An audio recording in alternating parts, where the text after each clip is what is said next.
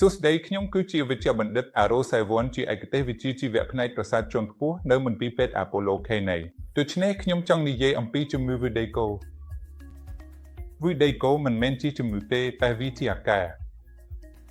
ជាធម្មតាមានពាក្យជាច្រើនត្រូវបានប្រើដូចជាចក្ការវើក្បាលមានអារម្មណ៍ក្រឡាប់ក្បាលខ្វះតុល្យភាពមានអារម្មណ៍ថាត្រូវរុញឬក៏ដូចជាឡើងទូក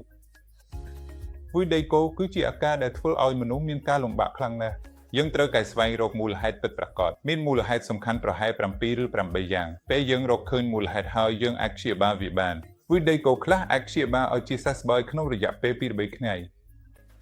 វីដេកូខ្លះអាចការវើក្បាលអាចត្រូវបានការពារដោយការព្យាបាលបង្ការអ្នកដែលមានបញ្ហា Vestibular ដែលមានរយៈពេលយូរជាប្រចាំអាចទទួលបានអត្ថប្រយោជន៍យ៉ាងខ្លាំងពីកម្មវិធីហាត់ប្រាណស្បែកកាយដូច្នេះវីដេកូគឺជាបញ្ហាមួយដែលអាចព្យាបាលបានយ៉ាងល្អអ្វីដែលល្អបំផុតគឺទៅកាន់កន្លែងដែលមានមជ្ឈមណ្ឌលព្យាបាលវីដេកូបញ្ចូលគ្នាដើម្បីឲ្យយើងអាចទទួលបានការព្យាបាលល្អបំផុត